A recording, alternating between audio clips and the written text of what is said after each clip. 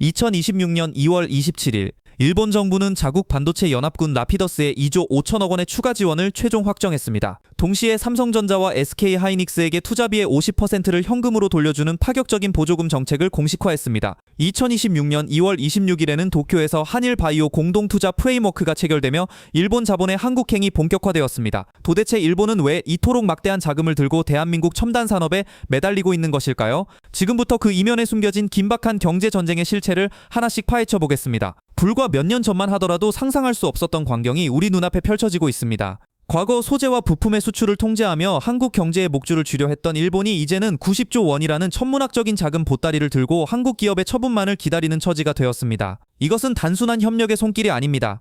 기술의 종속 관계가 완전히 역전되었음을 알리는 거대한 경제적 사건이자 일본이 처한 절박한 생존의 위기를 증명하는 실질적인 항복 선언에 가깝다고 볼 수 있습니다. 일본이 확정한 라피더스에 대한 추가 투자는 그들의 마지막 자존심을 건 승부수입니다. 하지만 시장의 냉정한 분석가들은 이를 다르게 해석하고 있습니다.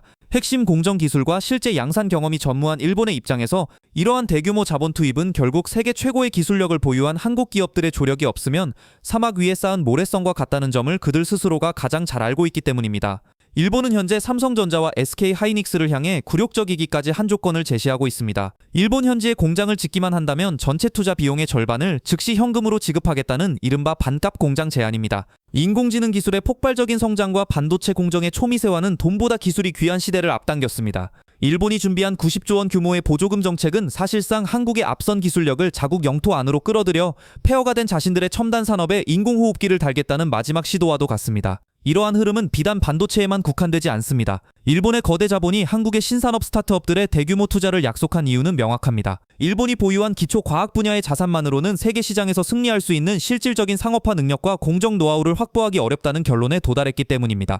결국 그들이 선택한 해결책은 세계 최고의 위탁 생산 능력과 공정 노하우를 가진 대한민국의 기술력을 돈으로 사는 것이었습니다. 돈은 일본이 낼 테니 기술과 시스템은 한국의 것을 쓰겠다는 이 기묘한 공생관계는 현재 동아시아 경제권의 실질적인 주도권이 어디에 있는지를 상징적으로 보여주고 있습니다. 대한민국 경제는 이제 단순히 물건을 제조해서 파는 단계를 넘어섰습니다. 전 세계가 탐내는 핵심 표준과 알고리즘을 소유한 기술 공급자로서의 위치를 공고히 하고 있습니다. AI 시대의 심장으로 불리는 HBM 6세대 기술에서 우리 기업들이 보여주는 초격차는 일본이 가진 자본의 힘을 무력화시킬 정도로 강력합니다. 일본 정부가 제시한 50% 현금 보조금이라는 파격적인 제안은 겉으로 보기에는 우리 기업들에게 더할 나위 없는 기회처럼 보입니다. 하지만 그 화려한 포장지를 한 껍을 벗겨내면 일본이 치밀하게 설계한 고도의 산업 전략이 숨어있음을 발견하게 됩니다. 일본이 노리는 것은 공장의 굴뚝이 아니라 그 안에서 돌아가는 유기적인 기술 생태계와 핵심 인재들의 노하우를 자신들의 영토 안으로 귀속시키는 것입니다. 가장 먼저 주목해야 할 점은 일본의 고도화된 기술 흡수 전략입니다. 반도체 공장은 단순히 기계를 들여놓는다고 가동되는 것이 아닙니다. 수천 명의 숙련된 엔지니어들이 현장에서 시행착오를 겪으며 완성한 공정 레시피와 수율 최적화 기술이 필수적입니다. 일본은 보조금을 매개로 우리 기업의 핵심 기지를 자국 내에 유치함으로써 자연스럽게 한국의 고급 인력들이 일본에 상주하게 만들고 있습니다. 이는 과거 우리가 일본으로부터 기술을 배우러 가던 시대를 지나 이제는 일본이 자국의 안방에서 우리 기술을 실시간으로 관찰하고 학습하겠다는 노련한 계산이 깔린 것입니다. 또한 일본은 보조금을 지급하는 대가로 자국 내 소재와 부품 그리고 장비 업체들과의 우선적 협력을 요구하고 있습니다. 이는 겉으로는 한일 경제연대라는 명분을 내세우고 있지만 실질적으로는 한국 기업의 생산 라인을 일본 공급망에 강제로 편입시키려는 시도라고 볼 수 있습니다. 만약 우리 기업들이 일본의 자본에 의존해 현지 생산 비중을 급격히 늘리게 된다면 향후 지정학적 갈등이나 경제 보복 상황이 닥쳤을 때 일본의 결정에 휘둘릴 수밖에 없는 구조적 약점을 노출하게 됩니다. 과거 우리가 겪었던 수출 규제 사태의 공포를 이제는 우리 기업들이 일본 땅에 지은 공장을 볼모로 다시 재현할 수 있다는 우려가 나오는 이유입니다. 그렇다면 우리 기업들은 이 거대한 자본의 공세 앞에서 어떤 선택을 해야 할까요? 핵심은 기술의 주권과 주도권을 잃지 않는 선에서 일본의 자본을 영리하게 활용하는 이른바 지렛대 전략입니다. 일본이 제공하는 보조금은 챙기되 핵심 설계 자산과 원천 공정 기술은 철저히 국내 본사에 비축하는 이원화 전략이 필수적입니다. 일본 공장은 어디까지나 현지 시장 대응과 구형 공정 중심의 생산 기지로 활용하고 차세대 기술인 이 나노미터 이하 공정과 최첨단 패키징 기술은 대한민국 영토 안에서만 이루어지도록 하는 강력한 봉쇄 전략이 병행되어야 합니다. 결국 이 싸움은 자본의 크기가 아니라 기술의 농도에서 결정될 것입니다. 일본이 90조 원을 쏟아붓는다 해도 우리 기업들이 초격차 기술을 유지하고 있는 한 주도권은 여전히 우리 손에 있습니다. 이제 대한민국은 글로벌 기술 패권 국가로서의 지위를 고착화해야 하는 운명적 기로에 서 있습니다. 자본은 흘러가는 강물과 같아서 언제든 더 유리한 곳을 찾아 떠날 수 있지만 독보적인 기술력은 그 누구도 함부로 침범할 수 없는 견고한 요새와 같습니다. 우리가 실행해야 할 최종적인 국가 전략은 전 세계가 우리 기술 없이는 단 하루도 유지될 수 없는 구조적 비가역성을 확보하는 것입니다. 인공지능 반도체의 심장부인 HBM 시장에서의 압도적 점유율 유지는 그 첫걸음입니다. 일본이 라피더스를 통해 도전하고 있지만 이는 단순히 미세한 선을 긋는 장비 기술에 불과합니다. 진정한 승부는 그 미세한 칩들을 어떻게 쌓아 올리고 연결하여 인간의 뇌처럼 작동하게 하느냐는 패키징 알고리즘과 수율 관리 노하우에서 결정됩니다. 일본이 제안하는 반값 공장이라는 달콤한 과실은 사실 한국의 핵심 공정 시스템을 자국 영토로 이식하려는 거대한 실험장과 같습니다. 우리는 이러한 일본의 의도를 역으로 이용해야 합니다.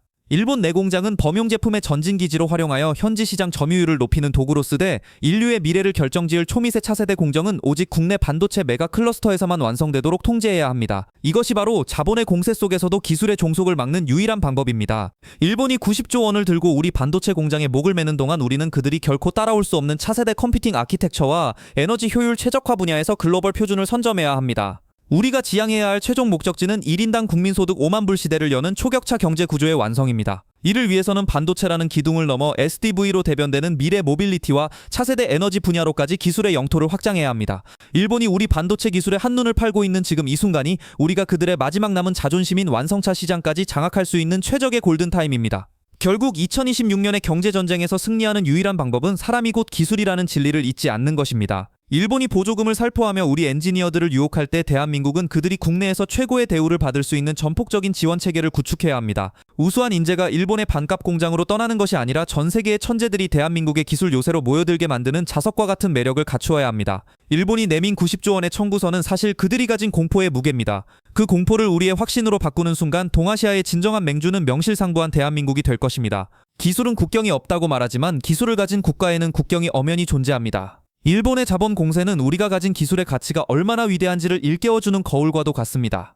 우리는 그 거울 속에서 우리 자신의 강함을 발견하고 자만심이 아닌 자신감으로 무장하여 미래를 향해 나아가야 합니다.